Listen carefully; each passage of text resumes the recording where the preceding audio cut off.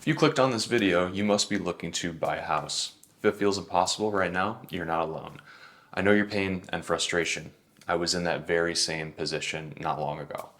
Home prices are high, interest rates are higher than they used to be, and every time you open up social media, Instagram, TikTok, someone is telling you that young people will never be able to afford a home. But at 24 years old, I bought my first house. And no, I didn't come from massive family wealth. I didn't win the lottery. And I didn't become an overnight entrepreneur making millions online.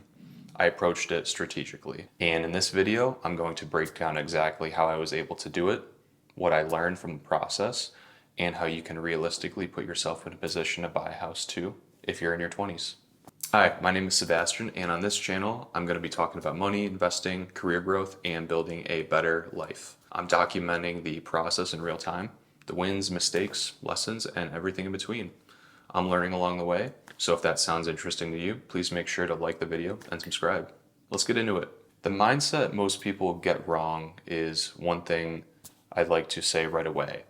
I never had the mindset that buying a home was impossible. Was the market competitive? Absolutely. Was it frustrating at times? Absolutely. But instead of looking at it like it couldn't be done, I treated it like a challenge I needed to figure out. I was 100% determined to buy a home. And I think that mindset shift matters a lot because if you consistently tell yourself something's impossible, you stop looking for solutions and not a way to solve the problem at hand. So instead of focusing on why it was hard, I focused on what I could control and what I could do to increase my odds of purchasing a home. The top reasons why I was able to buy a home is because I focused on increasing my income, saving aggressively if you can live with roommates or your parents, like I did, if you can tolerate it, early in your 20s after college, keeping monthly expenses low.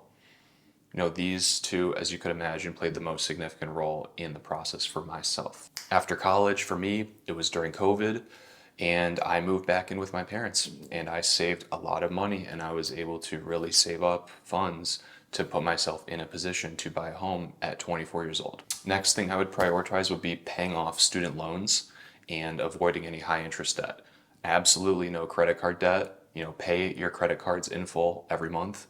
You want to keep that debt to income ratio good to qualify for a mortgage. Generally, you want to just be always improving your financial habits early in your 20s.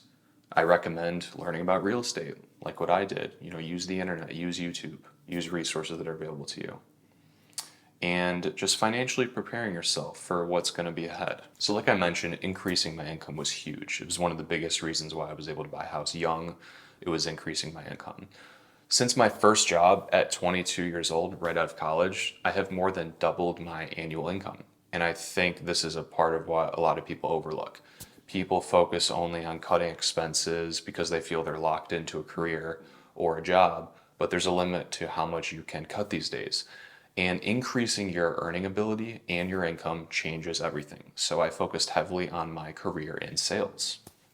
Because the more income you create, the easier and faster it becomes to save for a down payment, qualify for a mortgage, handle unexpected expenses, and still have room to invest and build wealth afterwards, which was super important for me. I didn't want to feel house poor. I still wanted to be able to, for example, contribute to my 401k, my Roth IRA, and brokerage accounts. Next, saving for the down payment. Another thing I wanted to talk about is how much I put down. There's a lot of advice online and a lot of, ways out there where you can purchase a home putting low amounts down. I personally chose to put down 20% on my first house, and that was really important to me. I really wanted and valued a lower monthly payment, better overall financial stability, and to avoid PMI every month. So instead of rushing into buying something as fast as possible, I really focused on building a stronger financial position first. And honestly, I think delaying the gratification helped me a lot. The home I ended up buying checked so many of my boxes, and I don't feel like I settled just to get a house, which I know a lot of people these days are doing due to the market competition and prices, unfortunately. A lot of people want the feeling of immediate success. Next, I think a lot of young people often underestimate, how much responsibility comes with owning a house. Social media makes homeownership look glamorous. but nobody talks about maintenance, repairs, property taxes, insurance, and of course, unexpected costs that you're guaranteed to encounter, and just how quickly like these can add up. So before buying, I made sure I wasn't just barely scraping together the down payment. I really wanted some good reserves too. Because the last thing you want is to buy a house and immediately become financially stressed. You're dishing out a lot of money for a down payment. Buying a home should improve your life, it shouldn't trap you. And honestly, owning a home has taught me a lot about long term thinking, truly. You really stop thinking only about short term purchases and start thinking more about building equity, stability, and wealth over time. So, now what we've all been waiting for, how can you put yourself in a position to buy a house? If you're watching this and buying a house feels completely out of reach right now, here's what I'd truly focus on. First, do what you can to increase your income. Your earning ability and the amount you earn matters more than most people realize. Second, get intentional with your finances. Track your spending, avoid unnecessary lifestyle inflation, build savings consistently. It's easier said than done. Third, I would strongly recommend learning about mortgages, interest rates, closing costs, real estate markets. Connect with local real estate agents, other people that do own homes in the local market you're looking to buy. And finally, don't compare your timeline to anyone else. A lot of what you see on social media is exaggerated. Focus on building your own situation, write your own book. That's exactly what creates long-term success that you're going to be happy with. Buying my first house at 24 definitely was not easy, but it was clearly not impossible. It came down to some mindset shifts, increasing my income, some discipline, planning ahead, and being willing to play the long game. And honestly, I'm still learning every day.